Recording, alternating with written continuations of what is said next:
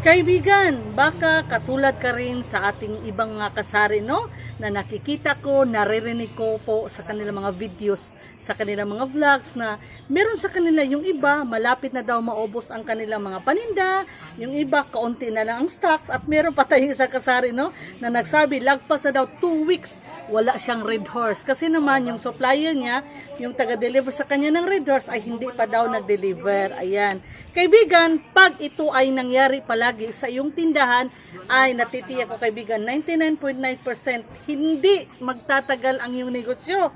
Ito ay unti-unting malulugi, magsasara kasi nga wala kang stocks.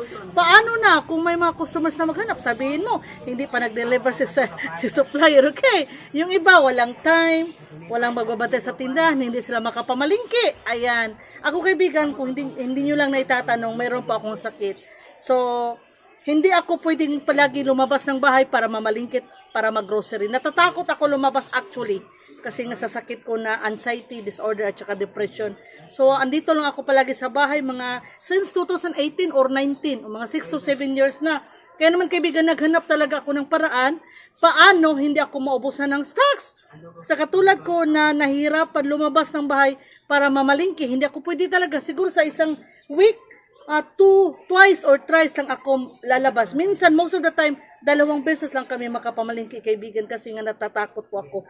Hindi pa po ako tuluyang gumagaling sa aking sakit. Kaya naman, naghanap ako ng paraan kaibigan para hindi ako maubusan ng stocks kahit hindi pa ako pupunta sa ibang tindahan.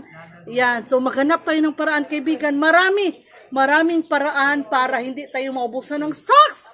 No? Kahit hindi pa tayo lalabas ng bahay. Ayan. So, ipapakita ko sa inyo mamaya, no, ang ginagawa ko bilang sari-sari store business owner.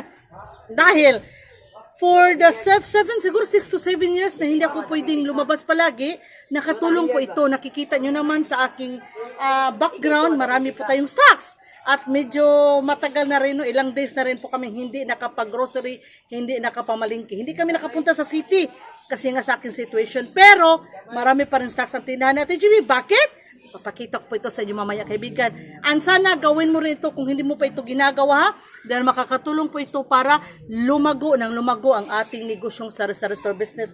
Sana kaibigan, kung hindi ka pa nakasubscribe kay Ate GB, sana naman mag-subscribe ka na kay Ate GB and then pakihit na notification bell para mapanood mo rin yung other videos ko na tiyak makakatulong sa ating pag-asenso. And kaibigan, sana please don't skip the ads, no? Malaking tulong po ito sa amin ng aking family. Ngayon kaibigan, ipapakita ko na sa inyo ang discarding malupit. Ang discarding ni Ate GB at ng ilan nating kasari. Alam ko hindi lang akong gumagawa nito, no? Ayan, kaya naman unti-unting lumago ang aming negosyo. Kaya naman kahit hindi kami araw-araw pwedeng mamalingki, mag-grocery kasi nga may sakit. At sometimes wala talaga magbabantay ng tindahan. Marami pa rin pong laman ang ating tindahan dahil sa bagay na ito. Kaya sana kaibigan, gawin mo rin ang bagay na ito para tiyak, mabilis ang paglako ng ating sari-sari store business. Yan mga kaibigan, dumating na rin talaga si grocery. Oh my God. Akala ko talaga kaibigan, hindi na darating. Ang oras po kasi ngayon ay 4. O tingnan nyo. Alas 4 na po ng umaga and most of the time, I mean 99% si grocery ay nagde-deliver ng aking mga orders sa morning. 8 a.m. hanggang 11. Minsan hanggang 10 lang talaga, no? Alas 10 ng umaga.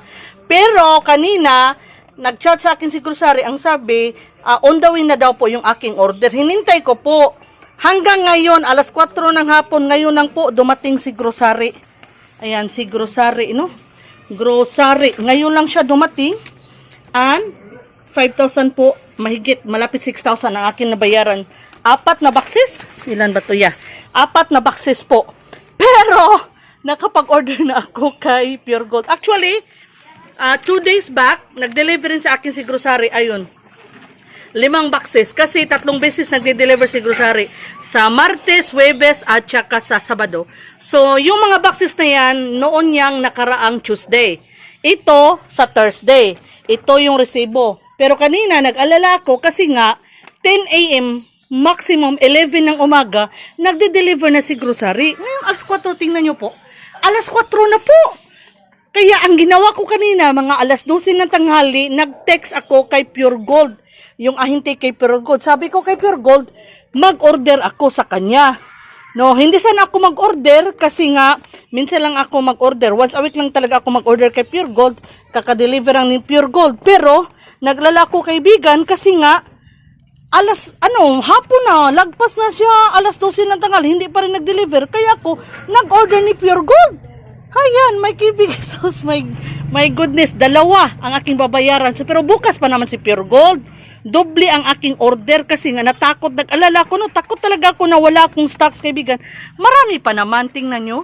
Marami pa tayong stocks, pero ayaw ko kasi maubusan. Baka may customer ako na bibili ng maramihan, maubusan pa ko. Kaya ang ginawa ko kanina, kala ko talaga hindi darating si grocery, kaya nag-order ako kay Pure Gold. Ngayon, ayan, bago rin nag-deliver si Pure Gold sa ano pala ito, 5 days back, kay Pure Gold po ito. Pero mag-deliver na naman sila bukas kasi nga nag-order ako. My goodness! Pero okay lang, mababayaran naman natin. Ang importante, may stocks po tayo, dear friends. Ayan, so masaya ako, dumating si grocery. Pero, kailangan ko may pera bukas para pambayad kay Pure Gold. Pero meron naman tayong ipon kaya magagamit natin.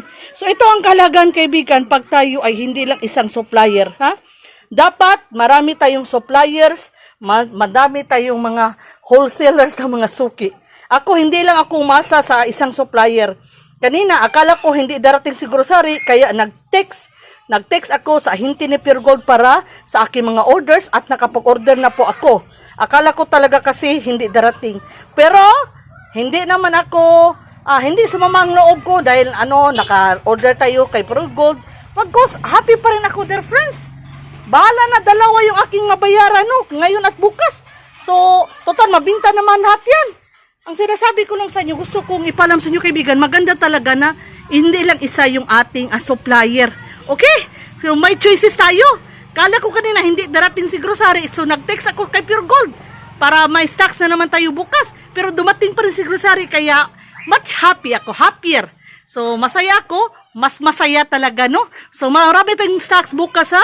I-display ko po ngayon ito kay grocery. And then, bukas, may Pure Gold na naman. So, kaibigan, ganito talaga kahalaga yung mga supplier sa atin. Supplier, wholesalers na mga suki. Ayan, dapat hindi lang po isa. May mga nakita ako, mga kapwa ko kasari na isa lang po ang kanilang supplier. Pag hindi mag-deliver yung isa, walang stocks. Meron pang kahit tayong kasari no, nagsabi, malapit na daw 2 or 3 weeks, wala siyang Red Horse. Kasi yung supplier nila sa sa kanilang lugar, hindi po nag-deliver ng Red Horse. Kaya wala siyang stocks ng Red Horse. Kaya nag-comment ako doon sa kanyang video na dapat, kasari, dapat sis, hindi lang isa, hindi tayo aasa sa isang supplier, ha? Dapat, iba-iba. Marami tayong suppliers. Maraming suppliers, maraming choices. Kagaya ni Ate JB.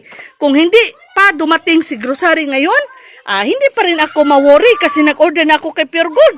Dali-dali talaga ako nag-order kay Pure Gold kanina, kaibigan. Kung nag-deliver lang si grocery ng maaga, hindi ako mag-order kay Pure Gold kasi madoble naman yung ating mga stocks. Ayan, masyadong mapupuno yung ating tindahan at magagamit natin yung ating savings. Pero okay lang naman, no? Pero mas happy talaga ako ngayon kasi dumating si grocery. Ayan, 5,725 aking nabayaran. And bukas si Pure Gold na naman. Maganda talaga na marami tayong choices. Para kung wala yung isa, may makapag-deliver sa atin. So, hindi tayo maubusan ng stocks. Pag maubusan tayo ng stocks, kaibigan, mawawala rin tayo ng customers. Tiyak po yun.